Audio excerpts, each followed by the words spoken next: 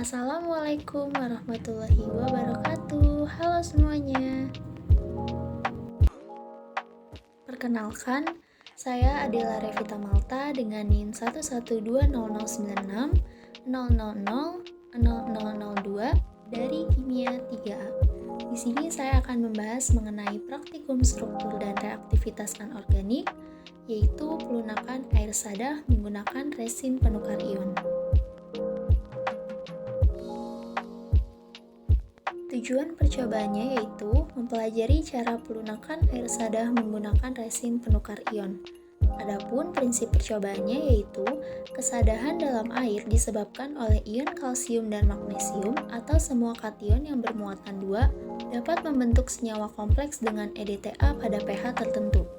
Titik akhir titrasi dapat diketahui dengan menggunakan indikator Eriochrome Black T atau EBT.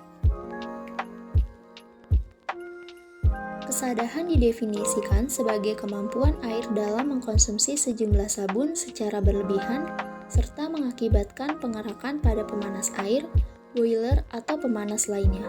Hal ini disebabkan adanya kehadiran ion-ion metal polivalen, terutama kalsium dan magnesium. Kalsium dan magnesium dapat bereaksi dengan sabun sehingga membentuk garam-garam organik yang tidak melarut dan terbentuk sebagai busa pada permukaan air. Air sada adalah istilah yang dipakai pada air yang memiliki kandungan kation penyebab kesadahan. Air sada umumnya disebabkan oleh adanya logam-logam atau kation dengan valensi 2, seperti ferum, strontium, mangan, kalsium, dan magnesium. Tetapi penyebab utama dari kesadahan adalah kalsium dan magnesium. Kalsium dalam air mempunyai kemungkinan bersenyawa dengan bikarbonat, sulfat, klorida, dan nitrat. Sementara itu, magnesium dalam air kemungkinan bersenyawa dengan bikarbonat, sulfat, dan klorida. Resin pertukaran ion merupakan bahan sintetik yang berasal dari aneka ragam bahan, alamiah maupun sintetik, organik maupun anorganik. Memperagakan perilaku pertukaran ion dalam analisis laboratorium, di mana keseragaman dipentingkan dengan jalan penukaran dari suatu ion. Pertukaran ion bersifat stoikiometri, yakni 1H+ diganti oleh suatu Na+. Pertukaran ion adalah suatu proses kesetimbangan dan jarang berlangsung lengkap. Namun tak peduli sejauh mana proses itu terjadi. Stoikiometrinya bersifat eksak dalam arti satu muatan positif meninggalkan resin untuk tiap satu muatan yang masuk. Ion dapat ditukar, yakni ion yang tidak terikat pada matriks polimer disebut ion lawan. Alat dan bahan. Alatnya yang pertama ada gelas ukur 100 ml, Erlenmeyer 250 ml, corong, pemanas listrik, kertas saring, pipet volume 25 ml, dan pipet tetes, serta tabung. Kemudian pada bahan yang pertama ada contoh uji, larutan buffer pH 10, KCN 5%, indikator EBT, larutan EDTA 0,01 molar, buret Na2CO3, NaOH, Na-zeoloid, dan resin. Prosedur kerja. Yang pertama, dimasukkan contoh uji sebanyak 100 ml ke dalam gelas ukur, lalu dialirkan ke tabung yang berisi resin penukar ion yaitu resin dan Na-zeoloid. Kemudian ditampung ke dalam Erlenmeyer 250 ml. Larutan yang tertampung pada Erlenmeyer ditambahkan 2 ml larutan buffer pH 10, lalu ditambahkan 2 ml KCN 5% dan 5 tetes indikator EBT. Bila larutan berwarna merah, maka dilakukan titrasi dengan larutan EDTA 0,01 molar sampai tepat berubah menjadi biru. Air sada adalah air yang di dalamnya terlarut garam-garam kalsium dan magnesium. Air sada tidak baik untuk mencuci karena ion-ion kalsium dan magnesium akan berikatan dengan sisa asam karbohidrat pada sabun dan membentuk endapan sehingga sabun tidak berbuih. Senyawa-senyawa kalsium dan magnesium ini relatif suka larut dalam air, sehingga senyawa-senyawa ini cenderung untuk memisah dari larutan dalam bentuk endapan yang kemudian melekat pada logam yaitu wadah dan menjadi keras. Berdasarkan sifatnya, air sada dapat dibedakan menjadi dua jenis, yaitu yang pertama ada air sada sementara. Air sada sementara adalah air sada yang mengandung ion bikarbonat, atau boleh jadi air tersebut mengandung senyawa kalsium bikarbonat dan atau magnesium bikarbonat. Air yang mengandung ion atau senyawa-senyawa tersebut disebut air sada sementara karena kesadaannya dapat dihilangkan dengan cara pemanasan air, sehingga air tersebut terbebas dari ion kalsium atau magnesium. Yang kedua ada air sada tetap. Air sada tetap adalah air sada yang mengandung anion selain ion bikarbonat. Misalnya dapat berupa ion Cl-, NO3-, SO4-2-.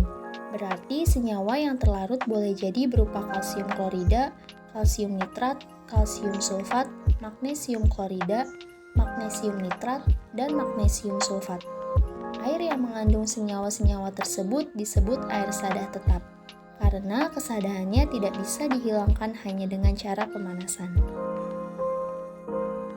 Kesadahan air bisa terjadi karena adanya ion-ion kalsium, magnesium, atau dapat juga disebabkan adanya ion-ion lain dari polivalen metal, logam bervalensi banyak seperti Al, Fe, Mn, Sr, dan Zn dalam bentuk garam sulfat, klorida, dan bikarbonat dalam jumlah yang kecil.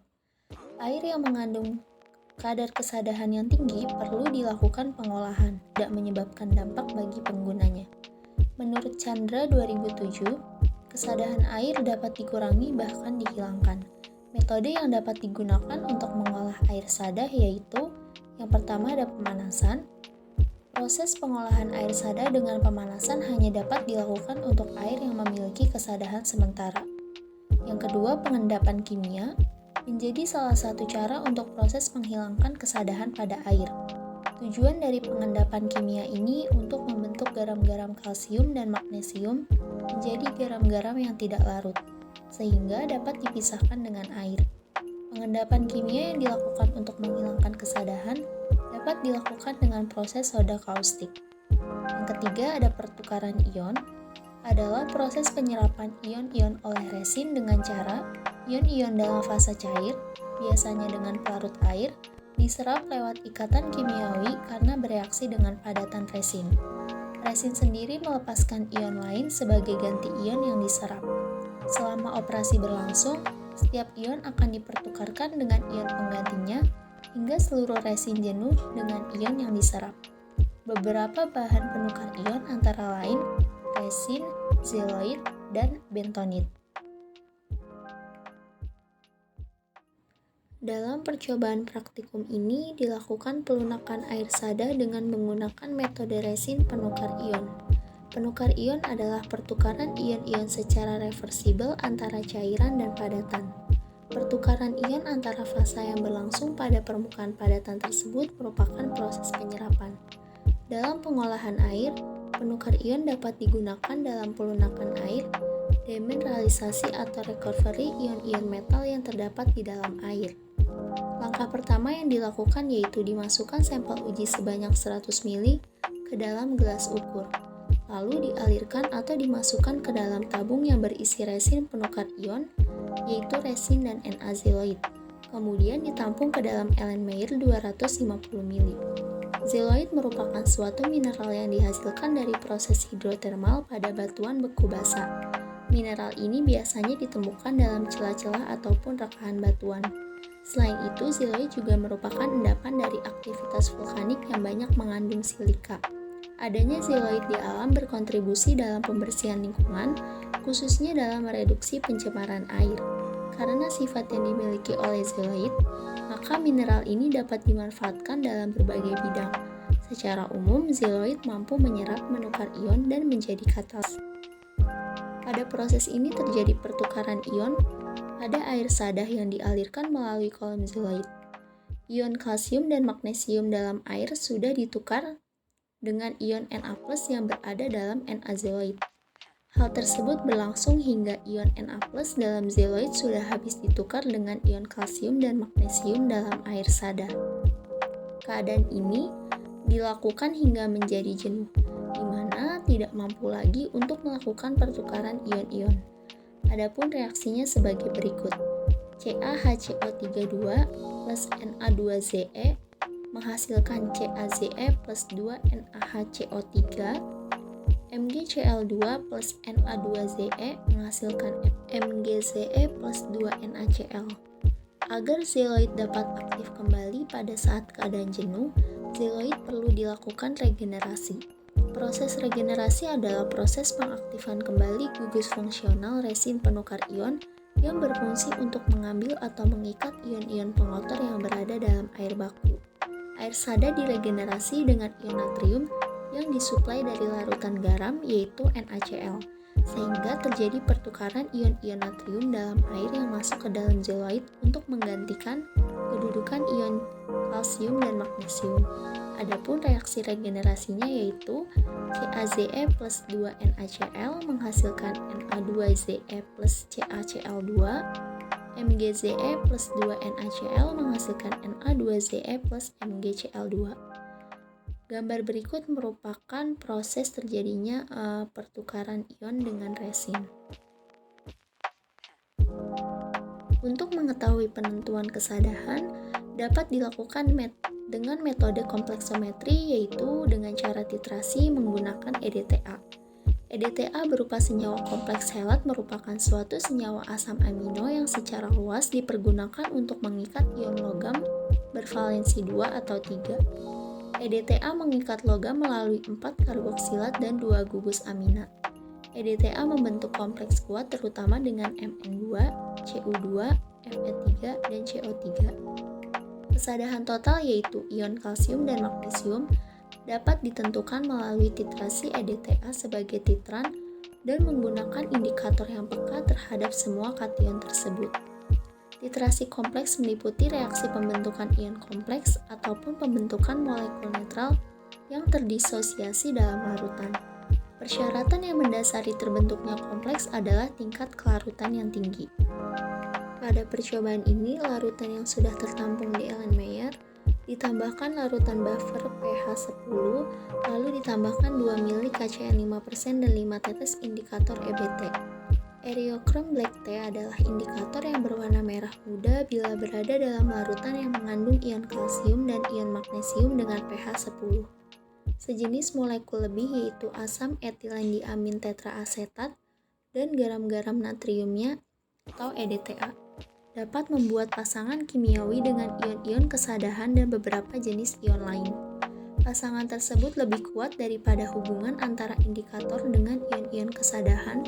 Oleh karena itu, pada pH 10, larutan akan berubah menjadi biru yaitu di saat jumlah molekul EDTA yang ditambahkan sebagai titran sama dengan jumlah ion kesadahan dalam sampel dan molekul indikator terlepas dari ion kesadahan. Penambahan buffer tersebut bertujuan untuk mempertahankan pH larutan. Selanjutnya, penambahan KCN bertujuan untuk mempertahankan ion kalsium dan magnesium agar tidak ada ion-ion lainnya yang bereaksi dalam titrasi ini. Penambahan EBT berfungsi untuk mengetahui titik akhir titrasi pada larutan ini, di mana larutan akan berubah menjadi warna merah muda ke dalam larutan yang mengandung ion kalsium dan magnesium. Selanjutnya, ketika dititrasi dengan EDTA akan menghasilkan warna titik akhir titrasi larutan berwarna biru. Dalam hal ini, adanya pelepasan indikator EBT, di mana logam akan bereaksi dengan EDTA yang lebih stabil, sehingga warna larutan saat titik akhir titrasi berwarna biru. Adapun reaksinya yaitu dapat dilihat sebagai berikut. Kesimpulan. Yang pertama yaitu kesadahan air dapat dipengaruhi dengan adanya kandungan garam yang terlarut dari ion kalsium dan magnesium.